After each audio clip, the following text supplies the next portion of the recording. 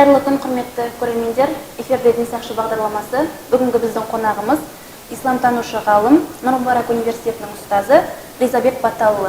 Қош келдіңіз, аға. Қош көрдік. Аға, алғашқы сұрағымызды өзіңіздің көп қозғайтын тақырыбыңыздан бастасақ, яғни жастар туралы. Бүгінгі жастарға көңіліңіз толады ма? Жастардан бұрын біз үлкендерге көңіліміз тола ма деп айту керек. Өйткені жастар алдына қарайды, алдыңғы арба қалай дөңгелек қалай инса, арбаға қалай жүрсе, артқы арба солай жүреді дейді. Сондықтан мен ойлаймын, біз жастарға сұрақ қоймас бұрын жастардың алдындағы буын қандай, олар қандай ортада жүр, біз осыған қарау секілдіміз. Сондықтан мен бұл жерде жастар қазір жаман, болмаса жастар жаңағы жақсы деп айту ол қиындау болар. Әрине жақсы сөз жарымыз дейді, жақсы интеллектуалды жастарымыз бар. Әр салада болсын, ғылымда болсын, білімде болсын, дін саласында болсын, талпынып, ғылыммен диссертация жазып, кітаптар жазып атқан, басқа да салада да мысалы жетістіктерге жетіп атқан, тіпті жаңағы шетелдік үлкен вуздарға түсіп атқан жастарымыз өте көп. Енді ел болғаннан кейін жаман ел болмайды, жаман адам болады дейді. Әрине бір тәрбиенің, болмаса бір ортаның, болмаса алданып түсіп қалған кейбір қателік көрінген жастарымыз жоқ емес бар. Енді әрине ол да жанымызға батады. Жастар тек қана оқу керек, жастарымыз білім мен ғылымды игеруге бар күшін салуға тиіс. Сонда ғана тәуелсіздігіміздің тұғыры биік болмақ деп сіз бір сұхбатыңызда. Қалай ойлайсыз, білім мен ғылымға деген бүгінгі жастардың көзқарасы қандай? Біз білім, ғылымды жастардан талап ету үшін алдымен жастардың сол ғылымға, білімге мүмкіндік туғызуымыз керек. Мысалы, оқу ордаларының сапасын көтеруіміз керек, мектептеріміздегі оқудың сапасын көтеруіміз керек. Міне сол кезде олардан қазіргі заманауи технологияларды игеретін, заманауи медицинаны игеретін интеллектуалды жастар келеді. Енді оны қарап отырып, сендер мынаны игеріңдер, сендер мынаны игеріңдер деген ол болмайды. Сондықтан әрине мынау болашақ бағдарламасымен біраз оқыған адамдар да бар, олардың бәріне бірдей тасатпаймыз. Дегенмен әлі де болса сол мектеп қабырғасынан бастап жаңағы жағдай жасалса. Иә, жаңағы жоғарғы интеллектуалды мектептер бар, жаңағы Назарбаев мектебі, одан кейін жаңа биыл деп жатады. Бірақ бұған бәрі бірдей қабілетті емес. Шындығына келгенде, енді ал қаланың баласындай ауылдағы жастарымыз дайындала алмайды. Ол қалада тұрғаннан кейін ол жаңағыдай ағылшын курсына барады, қосымша ұстаз жалдайды, қосымша мамандар жалдайды, соның жаңа нәтижесінде жетістікке жетіп жатады. Ал енді бізде ауылда қандай, бізде мысалы оның ағылшын оқуға ол жерде оның ешқандай мүмкіндігі жоқ.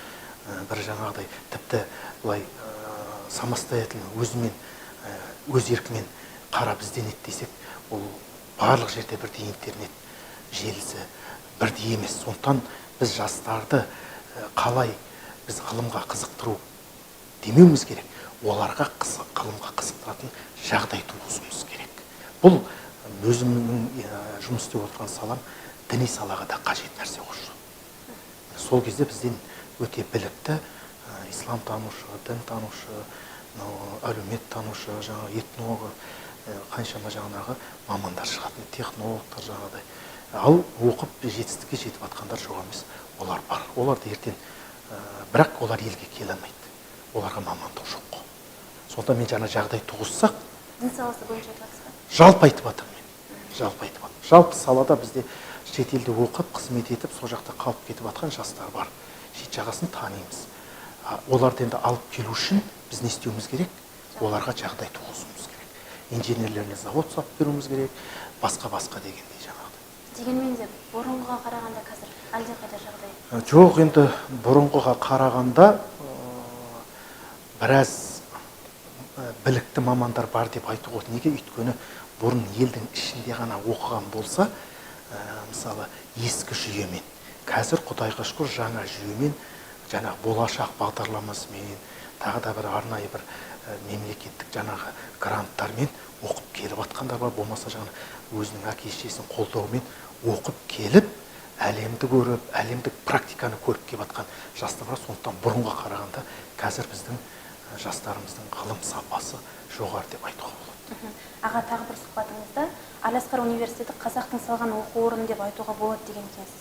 Бұл дегеніңіз қазақ жастарын Мысыр еліне оқуға қолдау білдіргеніңіз бе? Жалпы бізде діни білім беруде менің бұл сөзім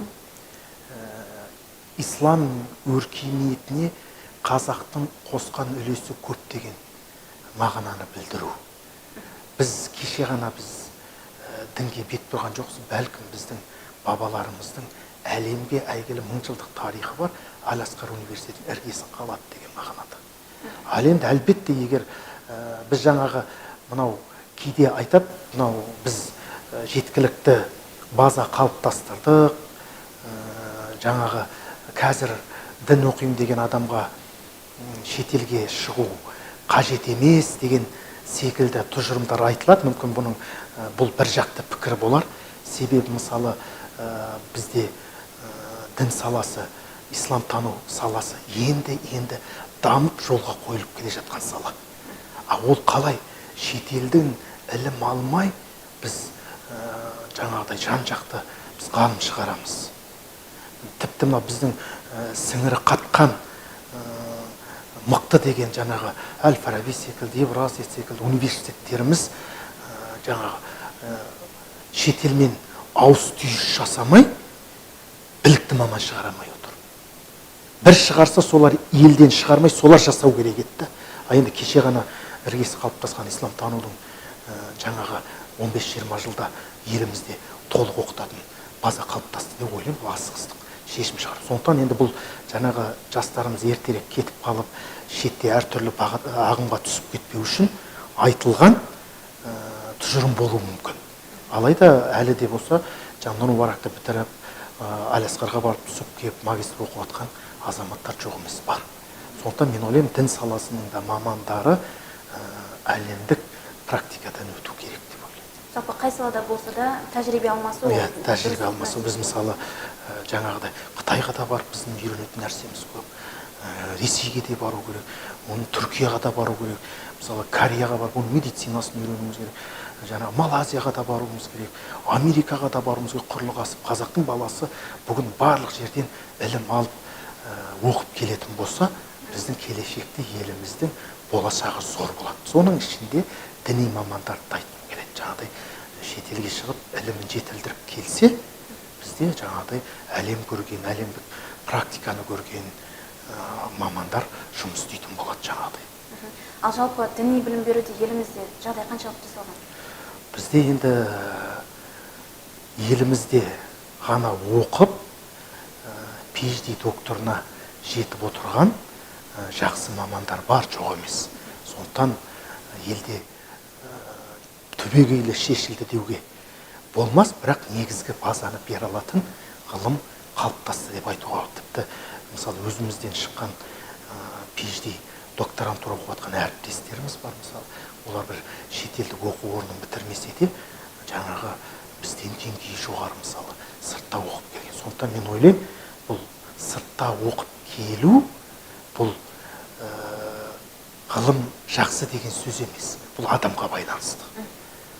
Егер адам жалқау болса, оның ғылымға деген потенциалы болмаса, оны қайда барып оқытсаң да одан маман шықпайды. Ал енді оқып тұрған, жанып тұрған адам, ол алам деген нәрсені ол елде отырып алады. Осындай жағдай. Түсінікті аға. Ақида дәрістері, Құран экзегетикасы сынды діни кітаптарыңыз бар екенін білеміз. Алдағы уақытта тағы да кітап шығару жоспарда бар ма? Енді негізі басталған еңбектер біраз бар. Ол енді уақыттың еншісі деп отырмыз. Ал енді бірлесіп жасалған Әбу Ханифа ғылыми ортасында, ғылыми орталығында жасаған кітаптарымыз бар. Имам Ағзам тағылымы, соның ішінде жаңағы үлесіміз бар. Одан кейін жаңағы шектен шыққандар дінде деген кітаптың ішінде жаңағы сол орталықпен бірігіп жасаған жұмыстарымыз бар. Жалпы діни кітаптарға сұраныс қандай? Бұл енді сұраныс бұл адамдардың кітапқа деген құмарлығына байланысты. Енді ол қаншалықты діни сараптама жасап көрмедік енді. Бірақ мүмкіндігінше әртүрлі жеңілдіктермен, бір ойындармен, бір жиындарда таратып, жаңағыдай әйтеуір халыққа таратып жатқан жайы бар ғой жаңағыдай. Мысалы мәуліт өткен кезде бір шыққан еңбектерді таратып береді. Соны енді мүлдем жоқ деуге болмайды, оқитын халық болу керек та. Және де енді қазір кітаптардың көбінің электронный түрлері қалыптасқан ғой. Кейбіреуінде ақша шығармастан жаңағы оны электронный оқып алуы да әбден мүмкін. Аға, қазір әлеуметтік желінің дамыған заманы, иә, бір қуантарлығы ұстаздарымыз да уағыз насихаттарын осы әлеуметтік желі арқылы насихаттап жүреді. Осы қаншалықты дұрыс сізге?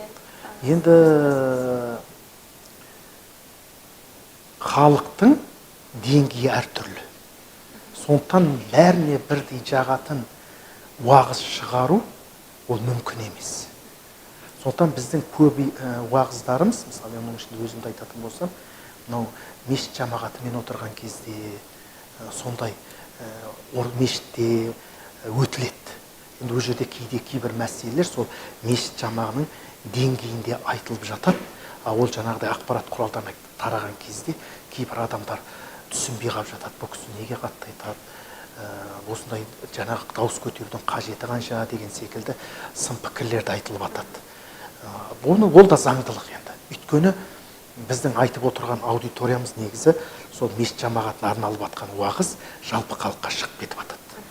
Ал енді ол жалпы халық болған кезде оның ішінде би намазы бар, дінге енді бет бұрып жатқаны бар, дінді түсініп жатқаны, кейбір түсініспеушілік болып жатыр. Міне осы жерде кішкене уағызшы мен тыңдарманның арасында бір жаңағы керағар ойлар, пікірлер, жаңағы комментарийлер жазылып жатады. Оны енді біз көңілге алмауға тырысамыз, болмаса келесі бір уағыз дәрістерімізде түзеуге тырысамыз. Қоғамда мынадай адамдар бар, кішкене жай сөйлейін, мына мәселе әлі қоғамға ертерек екен, біраз діни сана қалыптасу керек екен деген секілді тұжырымдарды да біз өзіміз кейіннен түйіп жатамыз. Өзіңіз қаншалықты белсендісіз әлеуметтік желілерде? Мен енді ол қатты белсендімін деп айтпаймын. Мен ол мені дәріске өздері түсіріп алады, сонымен өздері таратып жатады.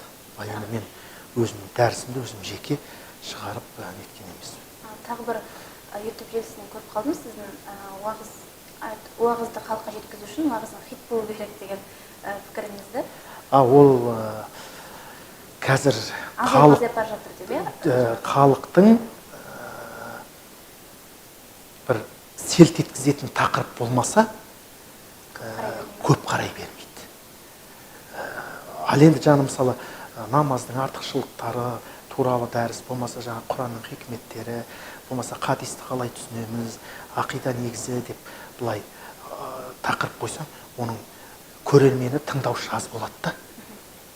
Енді ана жерде біреумен біреу кездесіпті, анам бүйтетіпті, андай бүйтеді деген тақырып қойса, оның просмотр көп болды да, сонда олар кейде жамағат, сол тыңдарман, оның анау жаңағыдай уағыздың, дәрістің мәнін емес, ана бір қоғамдық бір пікір туғызған, жаңағы сен бір үкіметті жамандасаң, бір жемқор үкімет десең, соны бүйтіп жанталасып қарап жатады да жаңағыдай.